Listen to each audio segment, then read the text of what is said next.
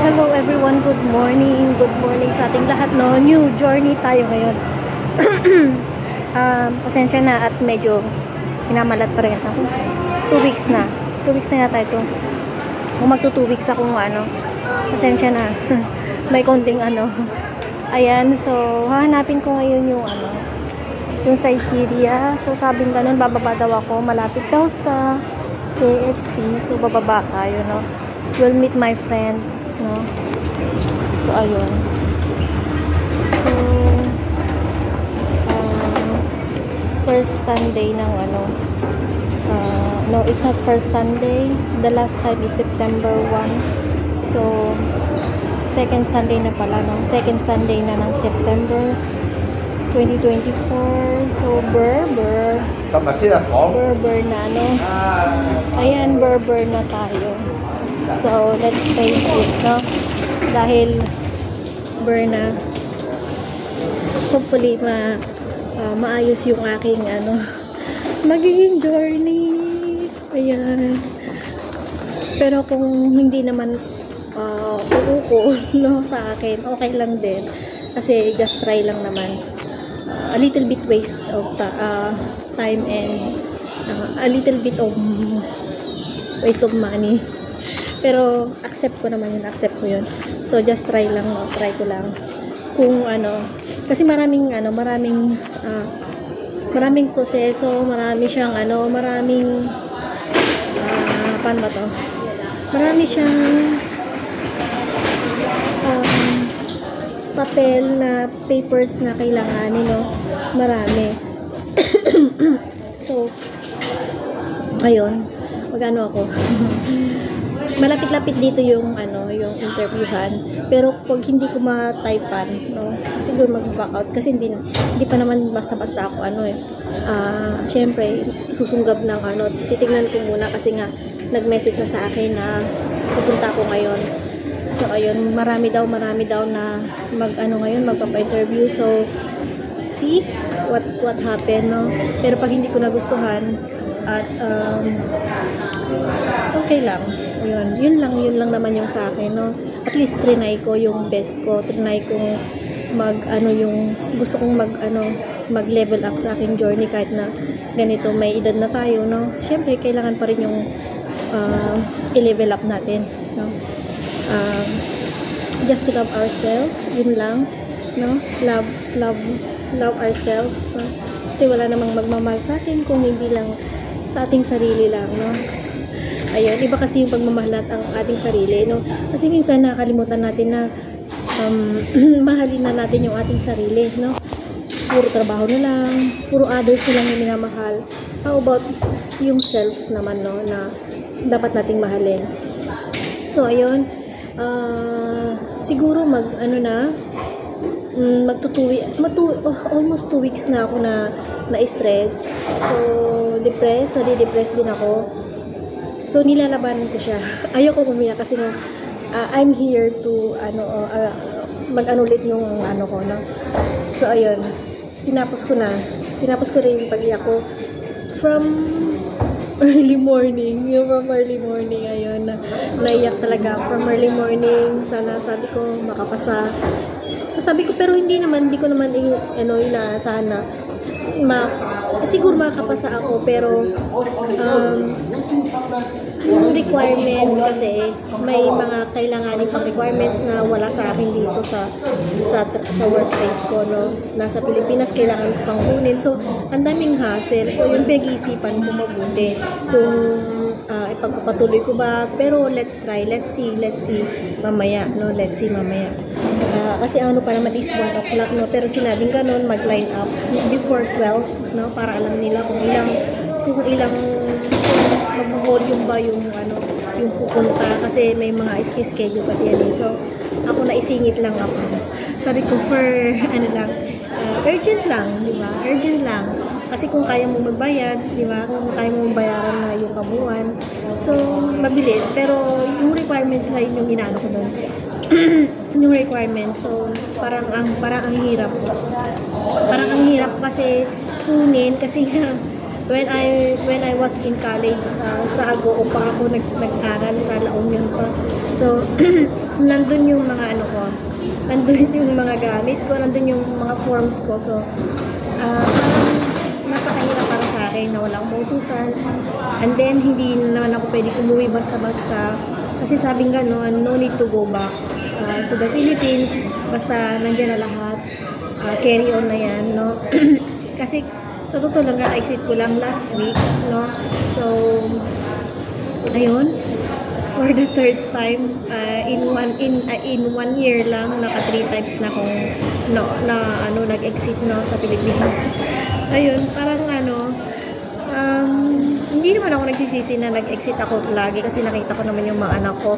Kasi yun lang, talagang may something na hindi dapat malaman. So, ayun, yun, tinatawa ko na lang yung aking tinatawanan ko na lang yung aking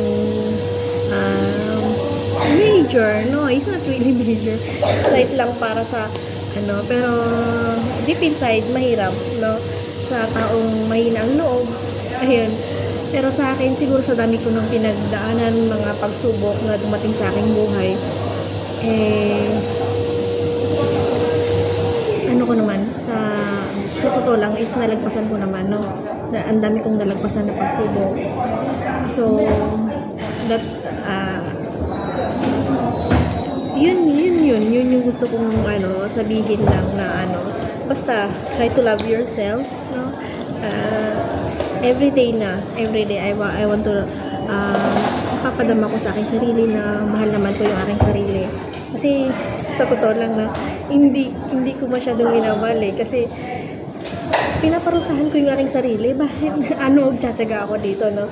So ayun, yun yung napansin ko sa sarili ko, no? Why I punish myself, no? Ayaw ko na kasi umiyak. Kasi nakakaya dito, no? Sa totoo lang, no, pinapanish ko talaga yung sarili ko. Napansin ko na din. Napansin ko. Ayun, naluluwa na naman ako. Nagsabi na ako sa sarili na hindi na ako iyak kasi tama na. Kasi minamalat nga ako. Sorry for that. Maraming distractions kasi nga minamalat na ako. Yun nga, sabi ko ba, ayun, try to love yourself, and then magpakatatag lagi, lahat ng pagsubok, maiiwasan naman lahat ng pagsubok, magagampanan ko naman, no? Hindi naman ibibigay ng Diyos kung hindi niya, hindi ko kaya. Ayun, kung hindi ko kaya, siguro hindi naman niya ibibigay. Dati pa, mas sobra pa. Siguro hindi naman ito yung pinaka-worst, no? Hindi ito yung pinaka-worst, pero kasi dinamdam ko siya, kaya medyo lumala ng konti. Pero for me, immune na ako. Ang dami ko ng pagsubok na naranasan, no? For instance, sa ibang lugar, no? When I came to Kuwait for the first time na nag-abroad ako, no? Sa Kuwait, so trouble. Sobrang trouble doon. So, psychology na lang yung ginamit ko doon. being a teacher, no? Tinry kong i-push yung pinag-aralan kong psychology para masolusyonan ko yung aking mga problema at ma-motivate ko yung aking sarili na need to stand up alone kasi wala kang karamay doon wala kang karamay beside first time kong mag-abroad. So andun hanggang sa tuloy-tuloy na ako nag-abroad. And then when I come back to the Philippines 2011, lagpas na siya ng 2011 kasi nga more than 2 years ako doon, no? Actually, I have a ticket back and forth, but I refuse not to go back kasi nga nahirapan ako. And then nagkasakit din ako doon, and luckily ayun, nakasurvive naman kahit papaano, no? Not really emergency, but kasi mahirap yung kalagayan ko noon. So for the first time na mag-abroad, so ang hirap. Kaya tas tuloy-tuloy na. Bakit ganun, no? Tuloy-tuloy na yung pag-abroad ko, hindi ko na mapigilan. Let's say, di ba nagpunta ako ng Kuwait for the first time, and then for the second time, I was in Malaysia. I think, yes, Malaysia. Yeah, I think in Malaysia is, Malaysia na yata yun. Nagpunta ako doon sa Malaysia. And then, of course, I finished my contract there for more than 2 years. And I took care of old people. That's why madali sa akin no, magtrabaho kasi maano yung matanda, no? Caregiver yung dating ko doon kasi my employer is a senator. So sad, he passed away already. And then next is Dubai. Yes, I know, Abu Dhabi. And then we back and forth to Dubai. So kasi one country lang yan eh, yung Dubai and Abu Dhabi. Ang country is United Arab Emirates. So ano sila, one country lang yan, UAE. So ayun, nagpunta rin ako doon, but I didn't finish my contract because I can't stand na ang hirap mag-care ng newborn baby. At the same time I still have one 6 years old and then a newborn baby. So ayun, ang hirap. Kaya sabi ko, I'll come back. I just want to take my vacation for a month and then I never go back sa Abu Dhabi dati. So ayun, I'm sorry for my employer. Just to nagsinungaling ako na babalik ako kasi nga, of course, ang hirap, 'di ba? Ang hirap. Hindi ka pa uwiin eh pag hindi ka actually a good reason naman why I end up early my contract. And then sumunod dito na sa Hong Kong. This is my longest journey dito sa Hong Kong. Longest journey ko to, guys. From 2015 until now to 2024. So, di ba, ang haba na lang nilagi ko dito sa Hong Kong. So, half of my life, grabe, no? Ang hirap. It's not really half of my life kasi parang half of my life na kasi ang hirap mag-work, di ba, ng malayo. And then, you have to everyday work. Hindi naman lagi-laging may off. Here in Hong Kong, of course, they follow the rules, no? So mayroon mga holidays, statutory holidays, mga ganun. So ayun, basta I love myself na. So ayun, sana mag-click yung ko, pero hindi ko naman inaasahan, no? Ayokong umasa. Let's see na lang, di ba? So hanggang dito na lang, guys. Basta love yourself. I'm waiting for my friend, not yet come.